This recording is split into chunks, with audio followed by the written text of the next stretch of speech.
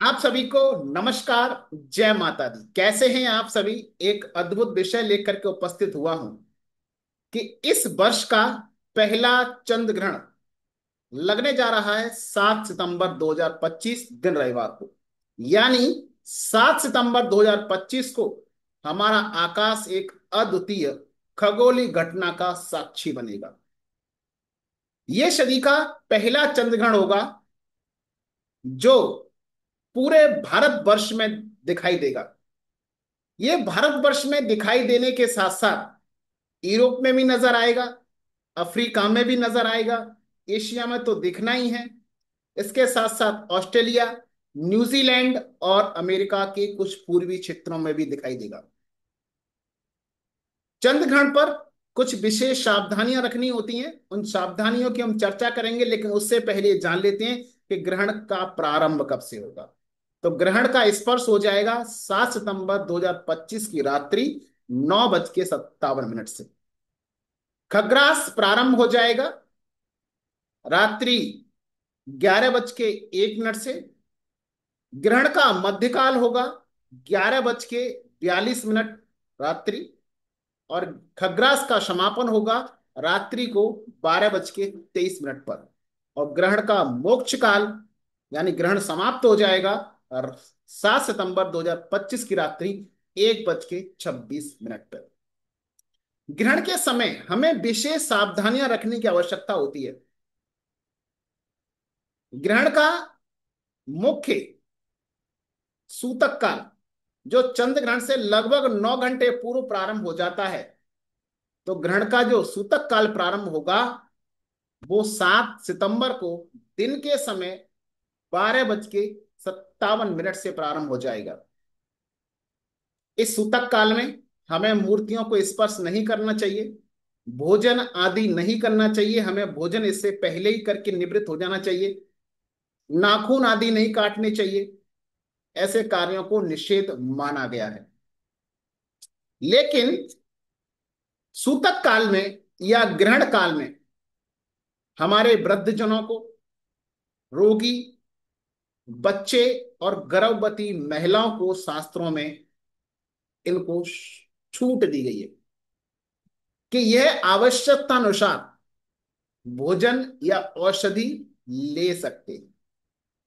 ग्रहण काल के समय हमें क्या करना चाहिए? ग्रहण काल के समय हमें स्नान आदि करना चाहिए, जप करना चाहिए, ध्यान करना चाहिए, मंत्र पाठ करना चाहिए, हवन करना चाहिए और दान करने का विधान हमारे शास्त्रों में बताया गया है। लेकिन गर्भवती महिलाएं को ध्यान देने की आवश्यकता यह है कि इनको सब्जी काटना, पापड़ सेकना या काटने की कोई चीजें तेज धार वाले कार्य करना इनको वर्जित बताया गया है। इनको सिर्फ ग्रहण काल के समय शांत चित्त होकर के धार्मिक ग्रंथों का धार्मिक ग्रंथों का अध्ययन करना चाहिए। जैसे रामायण का अध्ययन करना चाहिए, गीता का अध्ययन करना चाहिए, मंत्र जाप कोई हो आपके गुरु के द्वारा दिया हुआ उसका जाप करना चाहिए और अपने बच्चे की अच्छे उज्जवल भविष्य की कामना करनी चाहिए।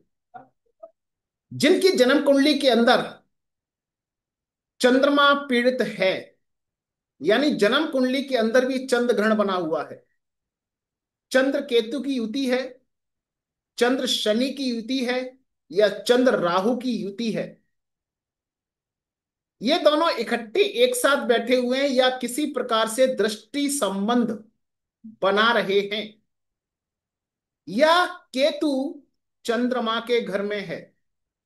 चंद्रमा जहां उच्च का होता है उस घर में केतु देव विराजमान है, शनि देव विराजमान है, तो आपकी जन्म कुंडली के अंदर चंद्रमा प्रॉब्लम में है। और जिनका चंद्रमा खराब होता है उनकी मानसिक शांति भंग होती है, डिप्रेशन बहुत ज्यादा रहता है, अशांतियां रहती हैं और सुख शांति नहीं रहती। धन की समस्या लगातार बनी रहती है, काम धंधे में परेशानी आती है। यदि आपके जन्म कुंडली के अंदर चंद्र ग्रहण बना हुआ है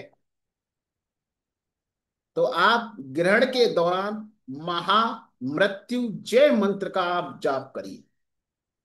ये जाप हर कोई कर सकता है, लेकिन जिनकी जन्म कुंडली के अंदर ग्रहण है उनके लिए कुछ आपको विशेष उपाय मैं दे रहा हूं।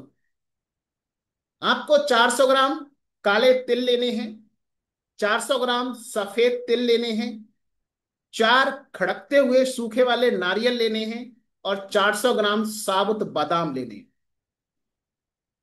ये सामान लेकर के, यह चंद्र शनि की युति भी है, तो आप 400 ग्राम सरसों का तेल भी इसमें ऐड कीजिए। यदि ये सामान लेने के बाद ग्रहण के मध्यकाल यानी 11:42 पर अपने सर से 7 बार एंटी क्लॉकवाइज उबार के चलती हुई नदी में जल प्रवाह कर दें, आपकी जन्म कुंडली का चंद्र ग्रहण का प्रभाव समाप्त होकर के आपको चंद्रमा अच्छे के फल मिलेंगे। जब जन्म कुंडली के अंदर चंद्र ग्रहण होता है तो उस समय जन्म कुंडली के अंदर बुध भी खराब हो जाता है, और बुध हमारी बुद्धि को प्रदर्शित करता है, यानी मन में भटकाव रहता है, मन स्थिर नहीं रहता, दिमाग एक जगह टिक के काम कर नहीं करता। ऐसी अनेक प्रकार की समस्याएं हो सकती हैं। यदि आप अपनी जन्म पत्री दिखवाना चाहते हैं तो दिए गए नंबर पे आप कांटेक्ट कर सकते हैं अपनी जन्म पत्र दिखाने के लिए कि मेरी जन्म कुंडली के अंदर चंद्र ग्रहण है या नहीं है। लेकिन ये उपाय सिर्फ चंद्र ग्रहण के समय ही हो सकता है, इसलिए इस उपाय को करना बिल्कुल मत भूलिएगा। अपना चंद्रमा अच्छा कीजिए, ये आपके लिए एक शुभ अवसर है, और ग्रहण की सावधानी बरतते हुए मंत्र जाप और धार्मिक ग्रंथों का अध्ययन कीजिए। चलते हैं, मिलेंगे किसी अद्भुत जानकारी के साथ किसी अन्य दूसरी वीडियो में। तब तक आपसे विदा लूंगा। नमस्कार, जय माता दी।